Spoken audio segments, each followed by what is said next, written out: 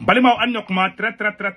urgent. Balimaw an bora ka information téléman do soro ko an balma cɛ milimo ku ya minɛ 100. Mbega kuma aw fɛ bi vendredi 12 septembre 2025. Maliens an y'a sɛbɛlen page minnu kan an bɛna kana mun de sɛbɛnnen don. Voilà. Aujourd'hui 12 septembre 2025 vers 18h. Mamadou Soumbounou, connu sous le nom de Milmo, a été arrêté à son arrivée à Bamako sur un vol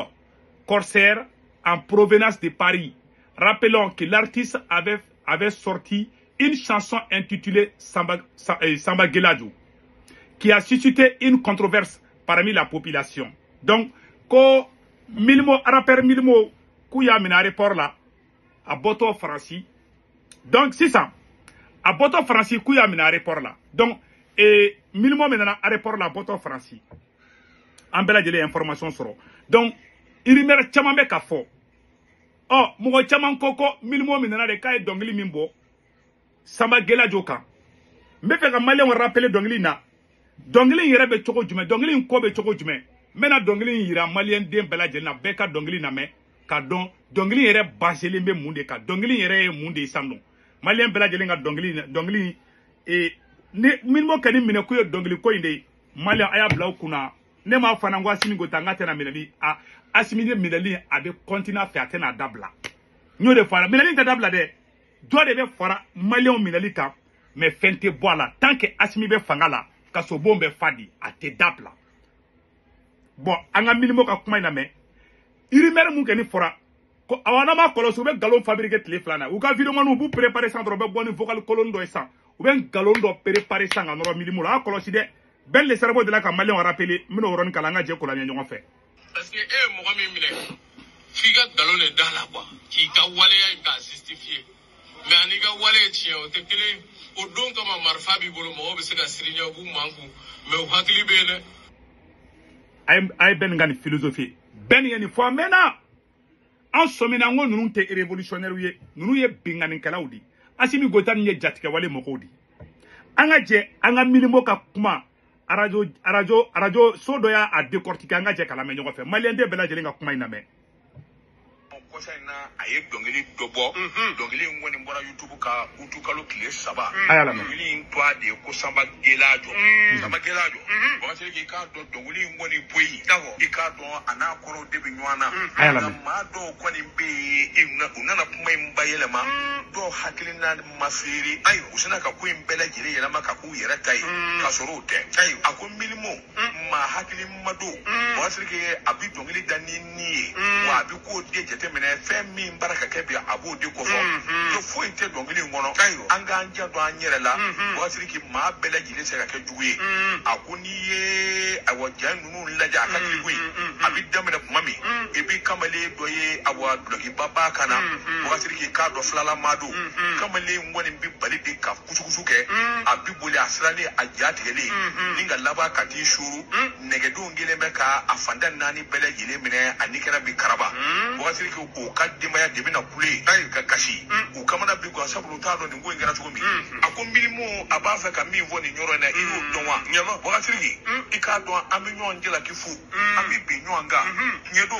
wakatiri ika do jamana ngono ni nye flow ye ma chama ngoni ngele beka jela ki da flaka ka foko bambanja ke wale ika do afamba i flow ye nga fla bete wakatiri fla bete akon milimo ba fa ko de tamashenjira ma ble bele jinete awa ere beliye fla bele jinete ere beliye wakatiri ka ba fa ko defo angana awashia do ka fo ambolu de ke ikado fo sojuwe ako mai kusabula minye hakliye ikado fa juru ka chani bo asirki mado be nanye bomboshi patiguye a ikado amsinga amiri orobe ka fo bomboshi patigi fo bi jamane ngono yalma ni bele gine ba manjewa ako ngalo alere milimo mi vleni bomboshi kacha jamana kundige era bomboshi kacha yalma ulu se ka ke ba manjewa bo asirki ka ko ma dongili na koro de benyo na janu nu koro benyo na kunde bela jele ka se ka famiyali ke sabula ma do be o asiri ke ikado olu era de bengala ngalo danywana akufla ke mi ni abo clip indamana na bisa bwasiri ki kadwa ati bomananga me ati to akame kuma minu mbaraka fo atame ale ja ko ni mitiga sabula paga maraladu ma minu nyere ni ngala de ma shite ayara ka maudedu bwasiri ka sababu ke mi nye karatu ni ko famu baliyai ubo de danywanga fo kata nywa ni kala karaba ako kuma mi nye jamana nye waki do sirasa anga nyumani juma bonywana bwasiri ikado fla bele jile teka ke rebeli bo mushitigi bele jile teka ke aiwa ikado bamanji nge wole nunu milimo ba fa ko defo nga ma do ko ni be jango ambene rezo ko clean na domi bwasiri ikado do ko ni sigile do ko iye kuma ni vo usinga koro do ala iye ko ninge usinga koro do ala kinga tamashon do ala akuno te milimo kabini je kunu go kana bla bila be jamana joko kuma ani jamana nyeta ani jamana kilali bwasiri ko minu mbike kaseka family di hana madema abu dike anga ke kilinyi bwasiri ka anga nyumani tuguma wuluma ka bonywana abbe makie fla bele jile tere beli bu mushi chama be mi na ni bele jile ti bamandi fo de ka fam ni muye sebenyi ani mi mbodam voilà ba kono akabi voilà malien bela jele kuma imesan yara te temen ka be fura ka bam pew malien yaro bubu mabel jawara aw be ni sonjara aw de bora ka milimo to tien milimo be kasomina aw transition aw soi-disant vidéo manu ne be transition no aw de ka fendo ay hen créer jamana fambe tellement ko hen warala aba ngini moko ka don kasola ma bode aba ngini tuguni ka moko somogo menacer aw ne somogo menacer cheche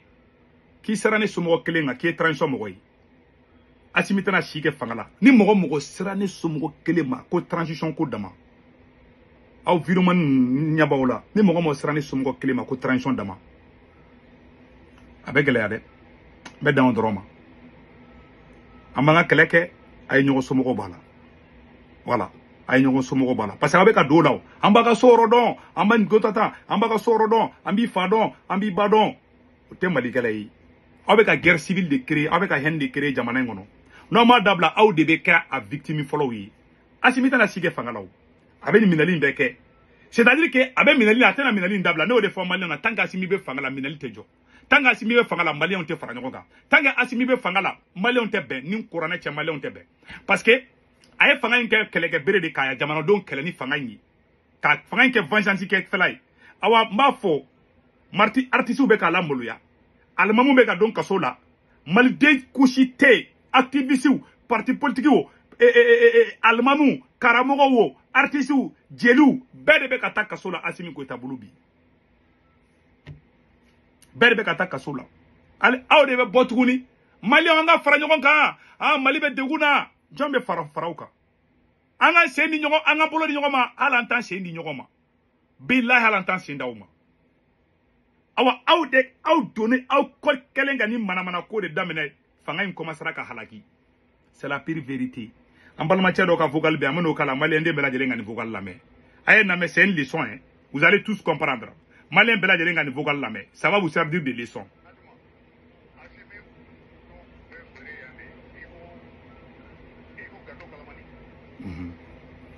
malheureusement à teka volume quoi voilà attendez mena donc à la donc à fobla jelenga na ambe orom na bi kelembe ka ce niveau minabi kelay voilà kelembe ka ce niveau minabi kelay temena juguya made munu kelme juguya la oni sonjara aw tara milimo ka ko yele may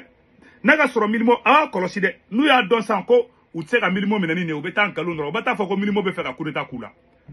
kan arama den ka ngalon no la o de be ka transition kono bide wi mi no be galon no la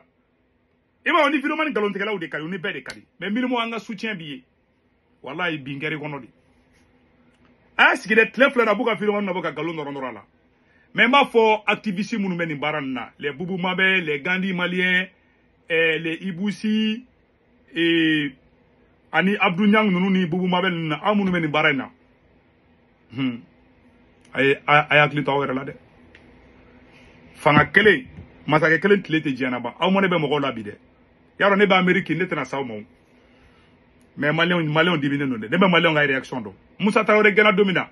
nami demunu kume Musa Traoré no fo wu be jeni Bamako ali ministre contrôle be nana ku jeni Musa Gene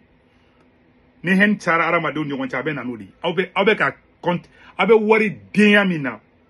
a bɛ kasa bɛ tila ka cɛw nu na si vous ne faites pas attention ne ka conseil ye ala ka hɛrɛ kɛ maliyɛn den bɛɛ lajɛlen ye n ka soutien bɛ Milimo ye bi n ka soutien bɛ Milimo ye sini Assimi Goïta ni Amadou Koufa bɛɛ ye kelen ye ka dɛsɛ ka taga Nabi Jara yɔrɔ ɲini wagati kan ka wuli ka taa Nabi Jara de yɔrɔ ɲini bi maliyɛnw bɛ tɛgɛrɛ fikun ka dɛsɛ a bɛ ka taa sɔrɔsiw minɛ a bɛ ka taa civiliw minɛ a bɛ ka taga dɔnkilidalaw minɛ a bɛ ka bɛɛ bila ɲɔgɔn na ka mɔgɔ minnu bɛ ka kɛ hali tentative mun kɛra Kidali k'a bɛ taa mɔgɔ minɛ Kidali ne Seku Tunkara da fɔ n bɛ sigi a kan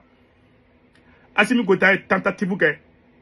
ka service spécial bila ka taa sɔrɔsi détachement ɲɛmɔgɔ dɔ minɛ Kidali marifaci bɔra la ça c'est une réalité n bɛ sigi a kan tiɲɛ de don dɛ voilà a bɛ ka kusi a bɛɛ bila ɲɔgɔn na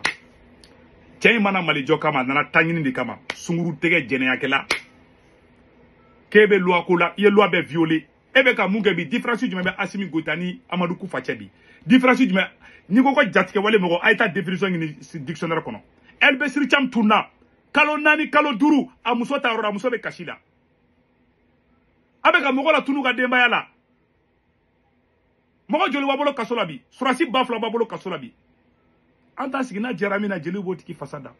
mun ŋani bɛ ne bolo k'a fɔ bɛɛ lajɛlen o de ye nin ye aw k'an bɛn caw caw donc maliyɛn minnu bɛ Faransi Italie Espagne Angleterre Amérique Canada ka wari ci nɔgɔya la bɛ Senwave application télécharger n'a ye Senwave application télécharger dɔrɔn an bɛ ne ka kɔrɔ promo don urgent dɔrɔn 10 € bɛ na o y'a yɛrɛ ta kɔfɛ a b'a ka banque information bɛ don aw somɔgɔ min Mali la Sénégal Côte d'Ivoire Cameroun a b'olu ka orange numéro enregistré ka téléphone kɔnɔ olu tɔgɔ bɛ ka k'a n'a ye wari ci a b'a sɔrɔ orange money la sur place wari ciko fɔlɔ dɔrɔmɛ 1 sara wari ciko filanan sabanan bara 1 € 97 2 € 200 dɔrɔn aw k'an bɛn caw caw